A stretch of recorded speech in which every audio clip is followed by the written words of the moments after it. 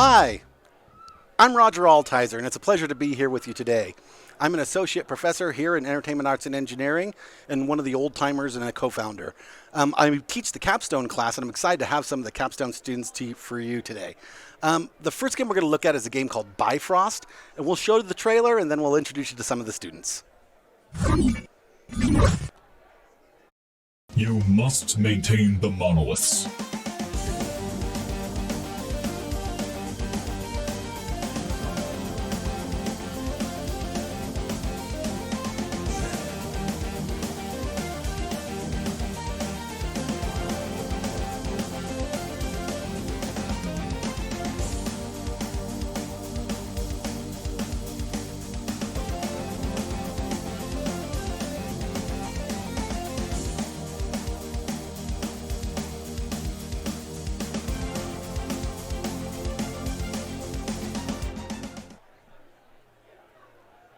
I love that trailer. Hey, Bifrost, why don't you introduce yourself and tell us a bit about the game? Hi, we're some of the developers from Valkyrie 27. I'm Adam True, one of the level designers. I'm Piers. I'm a producer. And I'm Dylan. I am a designer on the team as well.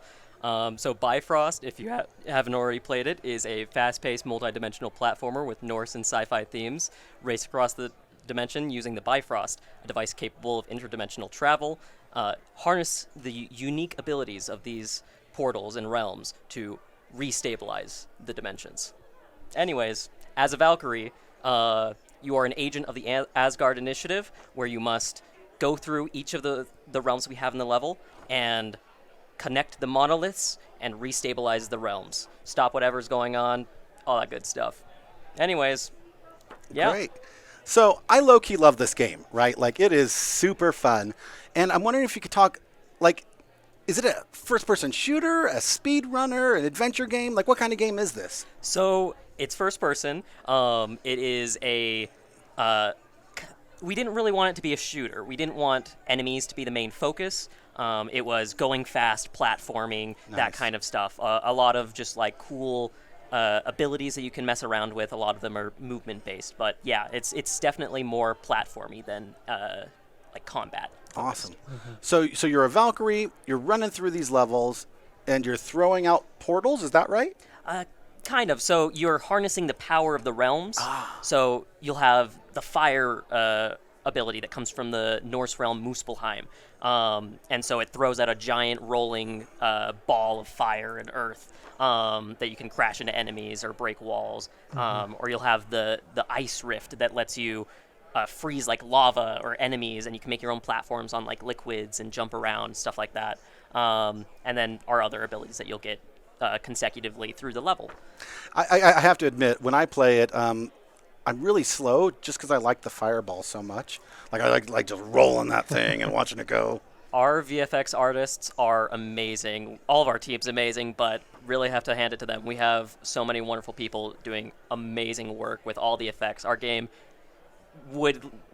it lives and dies by our VFX, and I'm so happy that everything turned out super well. So speaking of VFX, like right now they were like red platforms that looked invisible, and then you could jump on them and turn them visible. What are they doing there? So basically, that's one of our main mechanics is the bridge.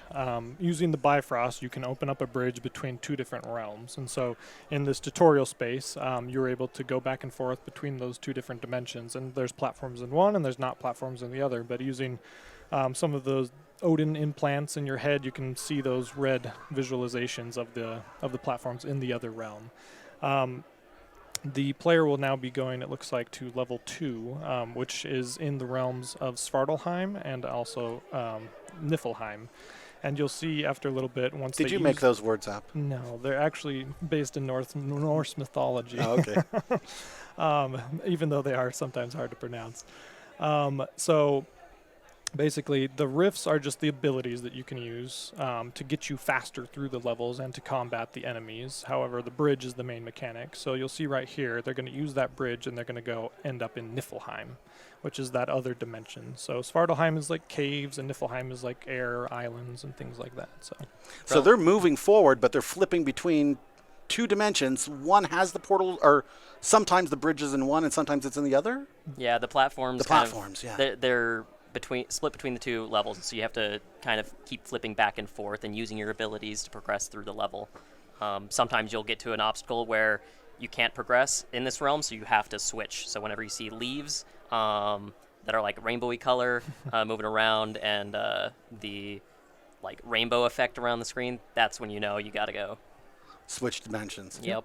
So when you say things like the leaves and the effect, those are all visual effects, right? And this game is full Yes. of really slick looking visual effects. Yep. Can you talk a little bit about like how do those get made for somebody who's never done technical art before? Oh, Ryan, you're Well. Adam, you're probably. Hey, good luck. I'm currently in a VFX class. Basically, I think the majority were made by our VFX artists using Niagara inside Unreal Engine 5.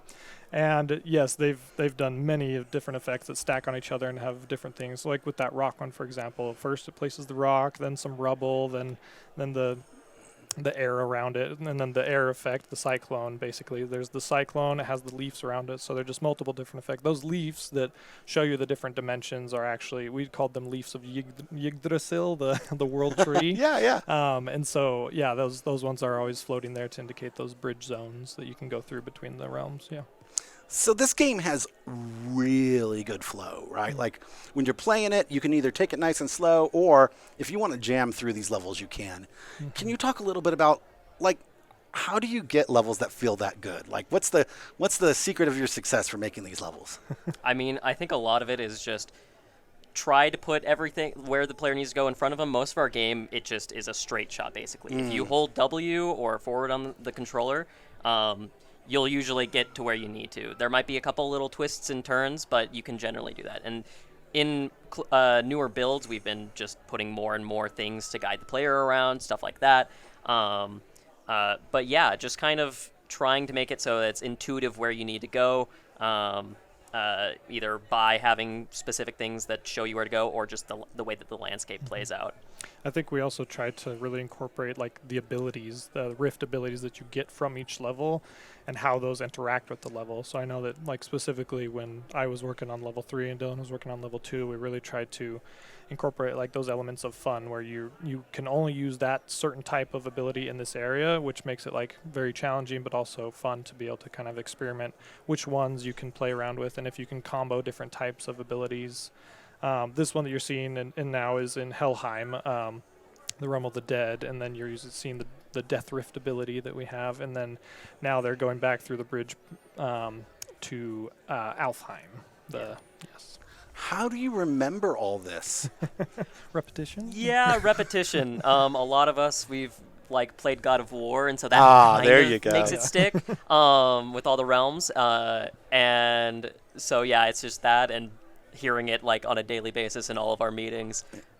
It's great. I bet people who eavesdrop on you are going like, what in the world are they talking It's about? like we're speaking a different language sometimes. I mean, I guess it is Old Norse or something. Yeah, Yeah, right? Yeah. Hey, so this kind of a game, you had how many people on your team? 27, which is why we were Valkyrie 27. Yeah, we Valkyrie actually did. 27. Yeah, we also had one intern and two Berkeley students that we collaborated Yeah. with. Oh, wow. So you had an intern and some outsourced musicians as well. Yeah. That's a lot of fun. So I want to ask, how hard is it to build something like this? Like, for someone who hasn't built a game, how many engineers did it take, and what do they have to do? A lot. We have a lot of engineers on our team, and they have all been hard at work constantly, just kind of ironing out all of our mechanics, because we have a lot of mechanics. And we have 3 levels and a 4th level and a tutorial. We have a ton of stuff, and so just trying to get one person dedicated to each little like part of the game, make sure they like kind of own that, iron it out, figure all the bugs out, and then playtest, all that stuff. It's a lot. It's a lot of moving parts and a lot of meetings. But I mean, we've come together pretty nicely, especially newer builds. Oh, yeah. It's I have to admit it, and I'm biased because I'm your teacher, but gosh darn it if this game didn't keep getting better and better and better as time went on, and you got to a really good playable state very early, which I think really helped you with your iteration and polish and tuning those kind of mechanics that you have. We got about a minute left, and so what I want to do is give you a chance to say anything you want, plug the game, tell a story, whatever you'd like. All right. So yeah, You can wishlist our game now on Steam. It officially releases next Friday, May 5th, at noon Mountain Time. So yeah, check out Bifrost. Yeah, it's great. Recommend it, play it, wishlist it. It really helps them when you go on Steam and you hit that little heart to add this game to your wish list. Tremendous help, yeah. Yeah, and feel free to follow us on our other social medias, Twitter. And Oh, what are Instagram. those? Bifrost game on Twitter, Yep. and we should have our link tree there. Anyways, Whisker Witchery, you're up next. Good luck. Awesome. Thanks, Thanks, guys. All right. Well, Bifrost is an amazing game that you can play now. Or, excuse me, you'll be able to play it on May 5th. But you can wish list it now so your computer will be ready to download it off of Steam when the time comes. All You right. can play an older build now on itch. Oh, you can, right? On itch.io? Yeah. Oh, great. Yeah. So if you want to play an older build, go to itch.io and you can play an older build of the game. Also, a lot of our team is sticking together after Capstone to work on something new, so keep your eyes out for that. Oh, tell me it's Bifrostier. Unfortunately, no. No, it's not Bifrost 2, the frostening. Bifrost 3, Trifrost. Trifrost would be huge. Bifrost, the sequel, is Trifrost. It will really confuse people. Exactly. It's almost as bad as like Xbox numbering schemes, right? All right, well, we're waiting on the Whisker Witches. Are they out there? Okay, we're going to go to break. But, guys, thank you so much for being here, and we really appreciated that game. It was a good time, and wish list it.